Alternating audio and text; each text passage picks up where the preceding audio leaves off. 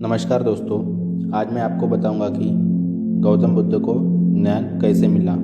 तो चलिए बिना आपका समय गवाए कहानी को शुरू करते हैं। राजा के यहाँ बुद्ध का जन्म हुआ। पिता ने ज्योतिषियों को बुलाकर भविष्य पूछा। उन्होंने कहा, या तो यह सम्राट होगा और या तो यह साधु होगा। एक तरह से देखा जाए तो सच्चा सम्राट भीतर से साधु ही होता है। जब ज्योतिषियों की भविष्यवाणी राजा ने सुनी तो वे घबरा गए कि मेरा बेटा साधु हो जाए, ऐसा ठीक नहीं होगा।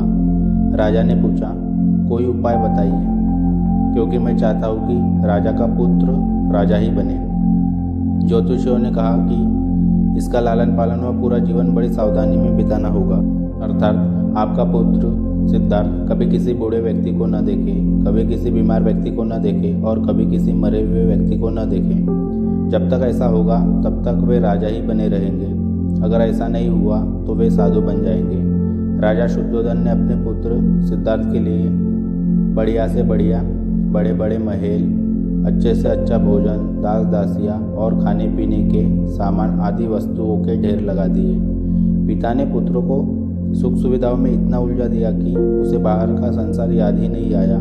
शुद्धोधन ने समझ लिया कि अब इतने सुखों के आगे साधु बनने का प्रश्न ही उपस्थित नहीं होता। वे निश्चिंत हो गए।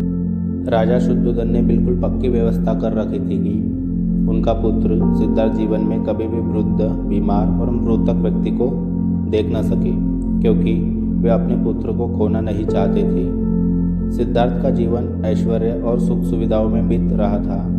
उनके जवान होने पर एक सुंदर कन्या यशोधरा से उनका विवाह हो गया।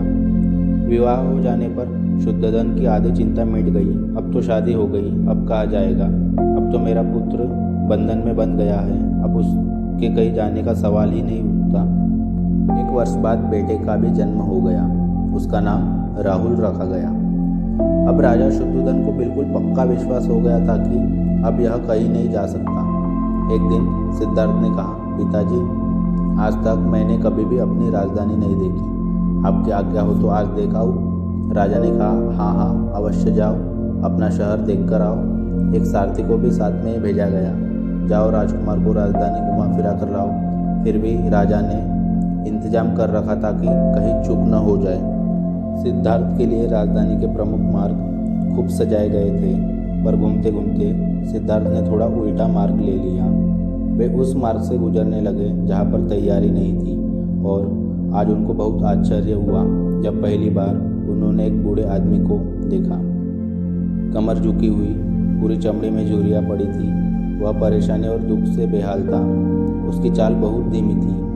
बूढ़े की झुकी हुई कमर को देखकर सिद्धार्थ को एक झटका लगा और सारथी से उन्होंने पूछा, क्या एक दिन मैं भी बूढ़ा हो जाऊंगा? सारथी ने कहा, हाँ राजकुमार, हर व्यक्ति के जीवन में 3 अवस्थाएं आती है, बचपन, जवानी और बुढ़ापा।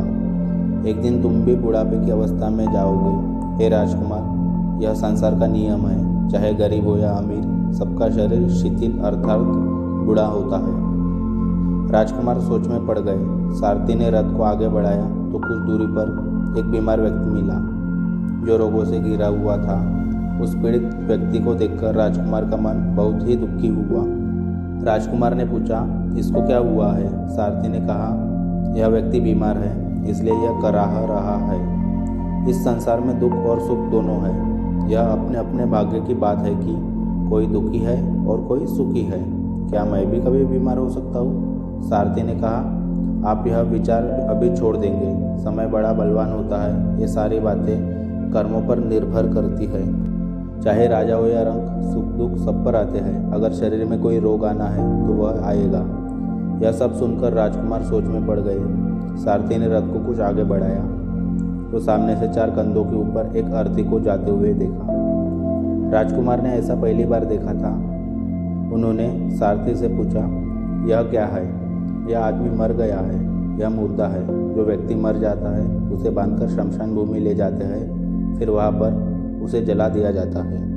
राजकुमार ने कहा, क्या सबको मरना पड़ता है? हाँ, सबको मरना पड़ता है। यह मृत्यु लोक है। जो जन्म लेता है उसे कभी न कभी अवश्य ही मरना पड़ता है। तो इसका मतलब यह हुआ कि ठीक इसी तरह से एक दिन मुझे भी मरना होगा। मेरी देह भी मुर्दा होगी। और मुझको भी 4 कंधों पर उठाकर ले जाया जाएगा। मुझको भी ऐसे ही रस्सियों से बांधा जाएगा। मेरे भी आगे पीछे घर के सदस्य रोएंगे, तड़पेंगे और जिस संसार को मैंने इकट्ठा किया है वह सारा का सारा मुझसे छूट जाएगा। इसका मतलब यह हुआ कि क्या एक दिन मैं भी मर जाऊंगा? क्या एक दिन यशोधरा भी मर जाएंगी?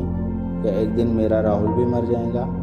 सारथी ने कहा, हाँ राजकुमार, एक दिन मैं भी मरूंगा, आप भी मरेंगे, यशोधरा भी मरेगी और राहुल भी मरेगा, क्योंकि यह सब मरने के लिए पैदा होते हैं। उस रात सिद्धार्थ सो न सके। सोचने लगे कि क्या संसार में इतना दुख है, रोग है, बुढ़ापा है और ऐसे में मैं खा पी कर कैसे जी सकता हूँ? नहीं नहीं, ऐसा मुझसे नहीं हो सकता। मुझे खोजना होगा उस तत्व को जो दुख, पीड़ा और शोक से रहित हो, जो भय, भ्रम और भूल से परे हो, जो अनंत आनंद से भरा हो, जिसे पाकर फिर और कुछ पाने की इच्छा न हो। सिद्धार्थ वैराग्य के शिखर तक पहुंच चुके थे। बस उसी रात को उन्होंने घर छोड़ दिया। सारथी से कहा कि नगर की सीमा से दूर चलो। नगर के बाहर पहुंचकर सारथी को लौटा दिया। फिर कई दिनों तक वन में चलते रहे। एक घने पीपल के वृक्ष के नीचे आसन लगाकर ध्यान में लीन हो गए। दोस्तों, अगर आपको यह कहानी अच्छी लगी हो तो हमें कमेंट के माध्यम से ज़रूर बताएं। वीडियो को लाइक कीजिए, शेयर कीजिए और हमारे चैनल को सब्सक्राइब कीजिए। धन्यवाद।